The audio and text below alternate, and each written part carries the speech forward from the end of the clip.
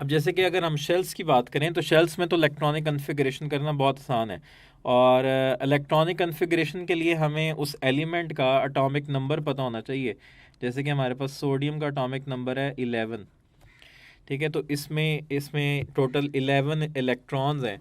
तो पहले शेल में 2 इलेक्ट्रॉन्स आ जाएंगे, तो के शेल में हमारे पास 2 इलेक्ट्रॉन्स आ गए। ठीक है, पहले शेल में 2 इलेक्ट्रॉन्स आ गए। दूसरे शेल में कितने आ सकते हैं? 8 इलेक्ट्रॉन्स आ सकते हैं, तो दूसरे शेल में 8 आ गए।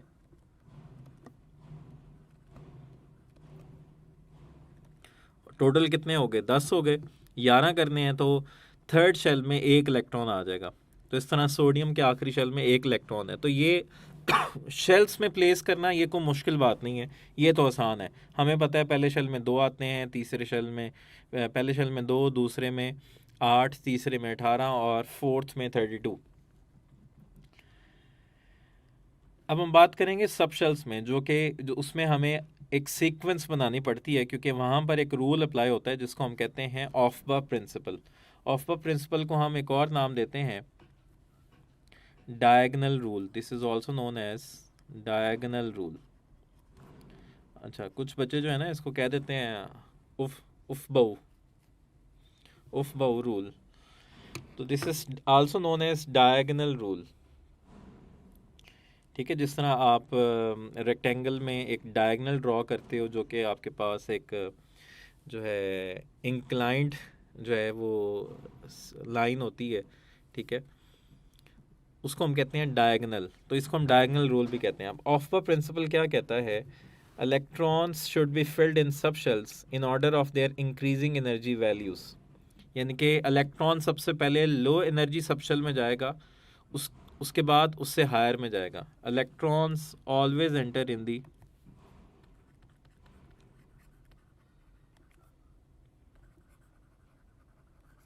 electron always enter in the lower energy subshell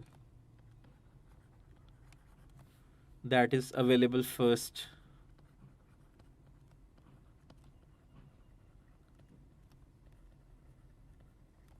जो सबशेल अवेलेबल होगा सबसे पहले वो उसी में जाएगा, क्योंकि उसी की एनर्जी सबसे कम होगी।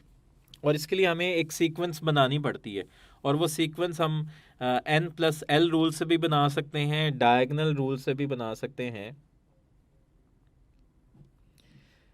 और इसको हम ऐसे भी कह सकते हैं electrons should be filled in sub shells in order of their increasing energy values. It gives the same energy order as given by n+l rule. तो इसको मैं इस तरह भी डिफाइन कर सकता हूँ।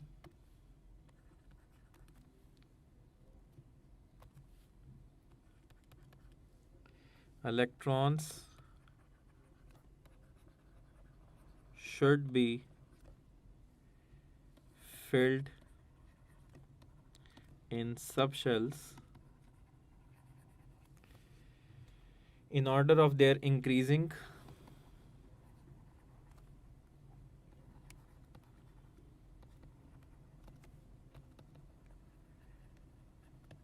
energy values।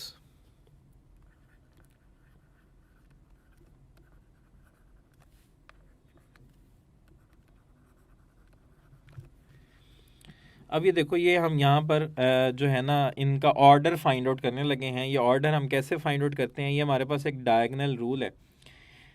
ये मेरे पास पहला शेल है, पहला शेल होता है के शेल, दूसरा शेल होता है हमारे पास एल शेल, तीसरा शेल होता है हमारे पास एम शेल, चौथा होता है हमारे पास एन शेल, फिर एन के बाद आता है ओ, फिर आता है पी, और फिर आता है क्यू।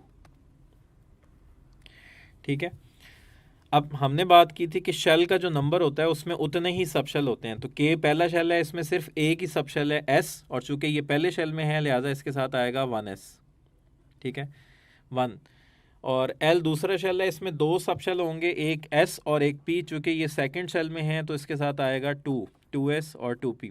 एम तीसरा शेल है, इसमें 3 सब शेल हैं, एक एस, एक पी और एक डी। तो चूंकि ये थर्ड शेल में है इनके साथ 3 आएगा। इसी तरह एन फोर्थ शेल है, इसमें 4 सबशेल होंगे, एस पी डी और एफ, और इन सब के साथ 4 आएगा क्योंकि ये फोर्थ शेल में है। अब आपने इनको ना एरो लगाना है, तो जिस तरह ये एरो लगे हुए हैं आपने इसी तरह इनको एरो लगाना है इंक्लाइंड फॉर्म में, डायगोनल फॉर्म में, और ये सारे एरोज एक दूसरे के पैरेलल होने चाहिए। ठीक है, आपने इस तरह इनको एरो लगा दिया, मतलब सबसे पहले आपने एरो लगाया ये, दिस इज़ 1s, इस तरह, फिर आप अगले एरो पे आ गए, दिस वन। ठीक है, तो इस तरह आप पैरेलल एरोस लगाते जाओगे। अब आपने इन्हीं एरोस को फॉलो करके इनकी एक सीक्वेंस बनानी है। तो हमारे पास एक सीक्वेंस आएगी, सबसे पहले क्या आएगा, ये 1s, सबसे पहला एरो जो है वो क्या है 1s, फिर आएगा कॉमा, 1s के बाद अगला एरो किसका है 2s,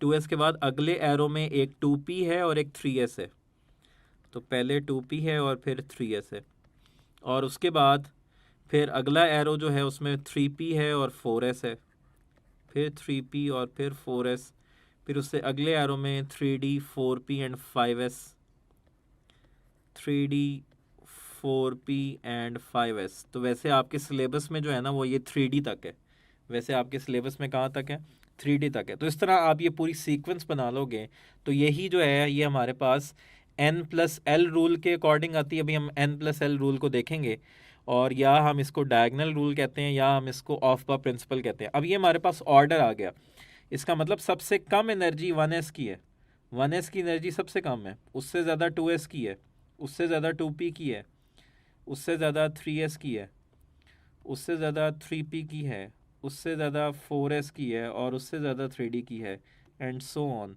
तो इसी ऑर्डर को आपने फॉलो करना है। तो इलेक्ट्रॉन सबसे पहले 1s में जाएगा, फिर 2s में जाएगा, फिर 2p में जाएगा, फिर 3s में जाएगा, फिर 3p में जाएगा, एंड सो ऑन। क्योंकि 3d की एनर्जी बेटा ज़्यादा है, n+l वैल्यू के अकॉर्डिंग 3d की एनर्जी ज़्यादा है, तो इसको हमने फॉलो करना है।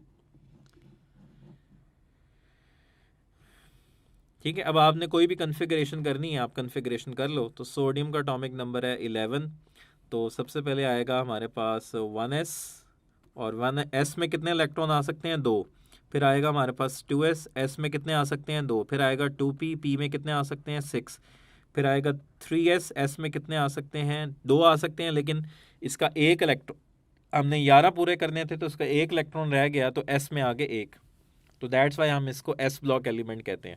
ये हमारे पास होगी सोडियम की। इसी तरह हम करते हैं कैल्शियम की। कैल्शियम का एटॉमिक नंबर है 20, तो इसकी क्या होगी 1s2, 2s2, 2p6, 3s2, 3p6 और 4s2। इसी तरह आपने कॉपर और क्रोमियम की दोनों की डिफरेंट पढ़ी थी।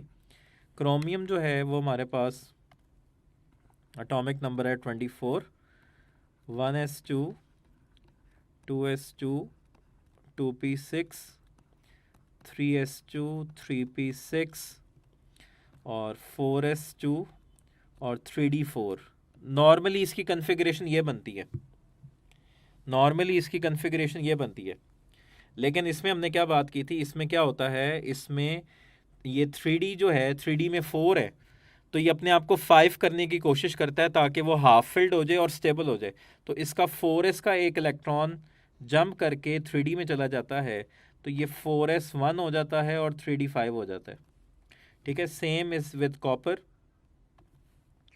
तो कॉपर का एटॉमिक नंबर है 29, 1s2, 2s2, 2p6, 3s2, 3p6, 4s2 और 3d10, और सॉरी 3d9। तो इसके 3d में 9 है, तो ये अपने आप को थोड़ा सा, ये अपने आप को स्टेबल करेगा। कैसे, मैं हमने बात की है कि d में टोटल कितने इलेक्ट्रॉन आ सकते हैं 10, और d का हाफ कितना होगा 5।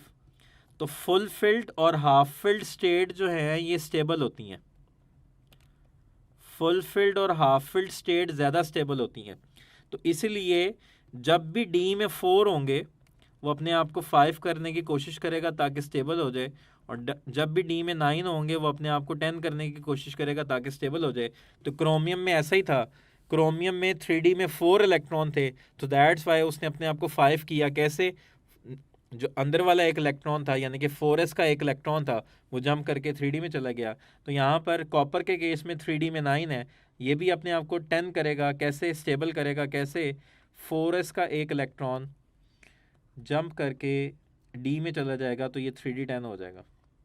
जिनको हो MD कैट क्लियर करने का यकीन, उनका तो हक बनता है उस्ताद जी से सीखने का।